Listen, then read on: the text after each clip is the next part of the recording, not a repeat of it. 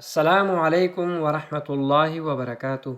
محترمو کو په خپل ژوند کې عزت، حفاظت، رزق کې برکت، په دشمنانو باندې غلبه او د زړه سکون غواړئ نو دا ویډیو تر اخره پورې ضرور وګورئ. نن به موږ خبره کوو د قرآن کریم د ټولو نه طاقتورترین آیاتونو متعلق. د سورې توبې آخري 2 آیاته الله جل جلاله فرمایي چې لقد جاءکم رسول من انفسکم عزیز علیه ما عنتم حریص علیکم بالمؤمنین رؤوف رحیم فإن تولوا فقل حسبی الله لا اله الا هو علیه توکلت وهو رب العرش العظیم. دا 2 آیات د قرآن مجید د ټولو نه آخري د نزول په اعتبار سره او بعضې روایاتو کې راځي چې دا د مکې او د مدینې په مابین کې په سفر په دوران کې نازل شوي دي او 90,000 فرشتې د دې سره نازلې شوې وي. او د ټولو نه اهمه خبره چې د قرآن مجید د جمع کولو په وخت کې دا 2 آیاتونه صرف د یو صحابي حضرت خزیمه انصاري رضی الله تعالی عنه سره. الله جل جلاله فرمایي چې لقد جاءکم یقینا وی تاسو ته راغلی دی رسول من انفسکم یو رسول ستاسو د جنس نه عزیز علیه ما عنتم چې په هغه باندې ډیر ګران او شاق تیریږي ستاسو تکلیف، حریص علیکم چې هغه ستاسو په هدایت باندې ډیر بیچین او حریص دی، بالمؤمنین رؤوف الرحیم او مؤمنانو باندې ډیر زیات رحم والا او شفقت والا دی.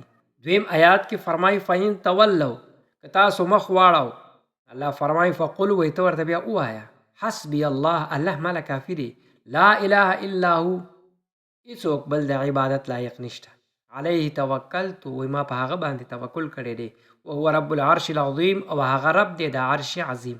دا دواړه آیاتونه د نبی علیه الصلاة والسلام په شان او د امت سره د محبت یو ډیر لوی اعلان دی. په دې کې سورې توبه پوره صورت منافقین او کفارو باندې ډیر سخت دی. په آخر کې الله جل جلاله خپل حبیب ته تسلی ورکړې ده، اے پیغمبر صلی الله علیه وسلم ته فکر مه کوه د امت لپاره ته ځان چې دی هغه قربان کی او ستا تکلیف دا ناقابل برداشت دی، د دې د هدایت لپاره ته بیچینه. دا د پیغمبر علیه الصلاة والسلام محبت او د رحمت ثبوت دی. څوک دا نه مني ورته ووایه چې حسبی الله لا اله الا هو علیه توکلت وهو رب العرش العظیم، ما ټوله معامله الله جل جلاله ته سپارلې ده او په هغه باندې ما توکل کړی دی. چا د زړه ګبراویږي یا د دشمنۍ یری ورته د رزق تنګي وي دا آیات دی وی دې سره زړه ته سکون ملاویږي. حضرت انس رضی الله تعالی عنہ فرمایي چې پیغمبر اسلام فرمایلی دي چې کوم کس سورې توبې آخري 2 آیاتونه وی الله تعالی په دنیا کې ته عزت ورکړي.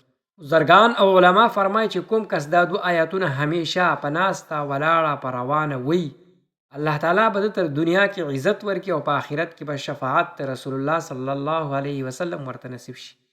جادو، نظر بد، دشمنانو ظلم، د رزق کې تنګي وي دا آیاتونه ډیر مجرب دي. ډیر بزرگانو دا تجربه کړي دي. یو 40 ورځې یا 21 ورځې 21 مرتبه روزانه ویلو سره ټولې پریشانیانې ختمیږي. یو مستند حدیث کې پیغمبر علیه الصلاة والسلام د دې متعلق فرمایي چې کوم کس سحر او ماښام دا وی حسبی الله لا اله الا هو علیه توکلت وهو رب العرش العظیم، الله تعالی به تمام پریشانیانو نه دې ساتي چې کومې پریشانیانې دته په دنیا کې رسیږي. شپې وده کېدلو نه مخکې 11 مرتبه یا 21 مرتبه درود ابراهیمي دی ووی او دا 2 آیاتونه دی اولولي. بیا آخر کې درود شریف انشاءالله دشمن چې دی هغه به بیا مغلوب وي، رزق کې به غیر متوقع برکت پیدا شي، زړه ته به سکون ملاو شي، جادو نظر بد اثر به چې دی الټه شي، عزت وقار کې به اضافه پیدا شي. ډیرو خلکو 40 ورځې روزانه یو 40 پیرې دا ویلې دي او کرامات یې لیدلي دي. الله تبارک وتعالی د دې آیاتونو په برکت سره موږ ټول مالا مال کی. که چا هم دا وظیفه کړې وي په کامنټس کې ضرور ولیکئ. الحمدلله.